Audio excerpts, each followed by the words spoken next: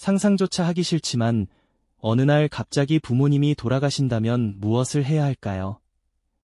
많은 분들이 슬픔에 빠져 아무것도 못하거나 무엇부터 해야 할지 몰라 우왕좌왕하는 경우가 많습니다.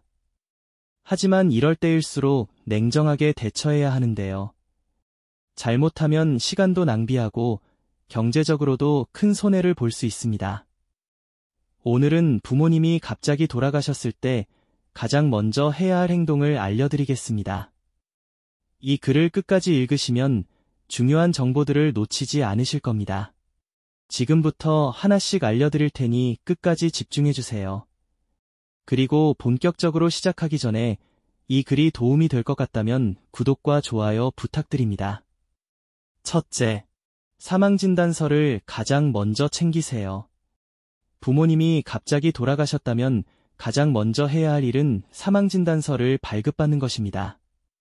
사망진단서는 이후 모든 절차의 시작점이 되는 서류로 장례부터 재산 문제까지 모든 과정에서 필수입니다. 예를 들어 부모님이 병원에서 돌아가셨다면 담당 의사가 사망진단서를 발급해줍니다.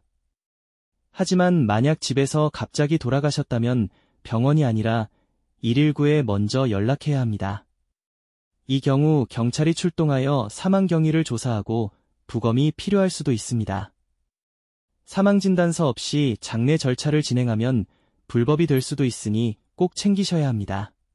둘째, 장례식장과 장례 절차를 빠르게 결정하세요.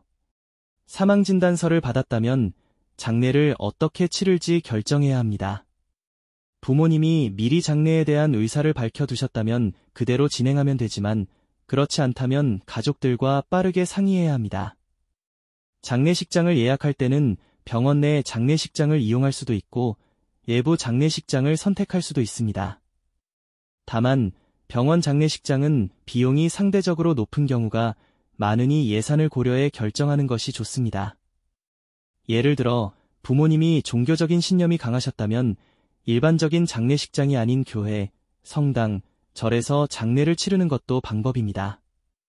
또한 화장할지 매장할지도 미리 결정해야 하는데 최근에는 화장을 선택하는 경우가 많습니다. 이유는 비용이 저렴하고 관리가 쉽기 때문입니다. 셋째, 사망신고는 반드시 기한 내에 하세요.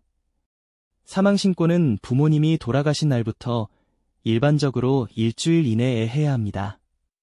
사망신고는 주소지의 주민센터에서 할 수 있으며 사망진단서 원본과 신고인의 신분증이 필요합니다. 만약 기한을 넘기면 행정적 불이익이 있을 수도 있습니다. 사망신고를 마치면 가족관 계증명서, 기본증명서 등에 반영되며 이후 상속이나 재산 정리 과정에서 필요하게 됩니다. 넷째, 부모님의 재산과 채무를 반드시 확인하세요. 부모님이 돌아가시면 재산뿐만 아니라 빚도 상속될 수 있습니다. 이 사실을 모르고 그냥 넘어갔다가 나중에 부모님의 채무까지 떠안게 되는 경우가 많습니다. 부모님의 재산과 채무를 확인하는 방법은 다음과 같습니다. 금융감독원의 금융거래조의 서비스를 이용하면 부모님의 은행 계좌, 보험, 대출 현황을 확인할 수 있습니다. 대법원 전자가족관 계등록 시스템을 통해 상속폭이나 한정 승인 절차를 진행할 수 있습니다. 예를 들어 부모님이 생전에 재산보다 빚이 더 많았다면 상속포기를 신청해야 빚을 물려받지 않습니다.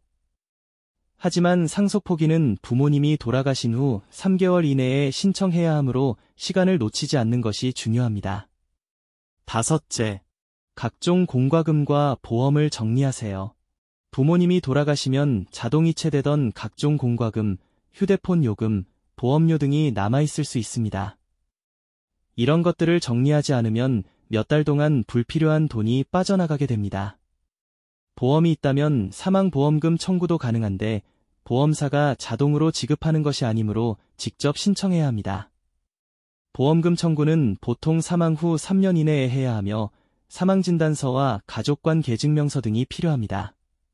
예를 들어 부모님이 생명보험에 가입해 계셨다면 유족이 보험금을 받을 수 있는데 모르고 지나치는 경우가 많습니다. 보험사가 먼저 연락을 주지 않으니 꼭 확인해 보시기 바랍니다. 마지막으로 부모님이 갑자기 돌아가시면 슬픔에 빠지는 것은 당연한 일입니다. 하지만 그 순간에도 해야 할 일들이 많고 시간을 놓치면 불이익을 볼 수도 있습니다.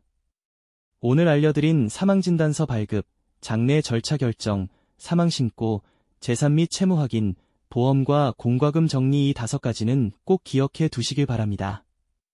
만약 주변에 부모님을 여인 분이 계시다면 이 글을 공유해 주세요. 그리고 도움이 되셨다면 구독과 좋아요도 부탁드립니다.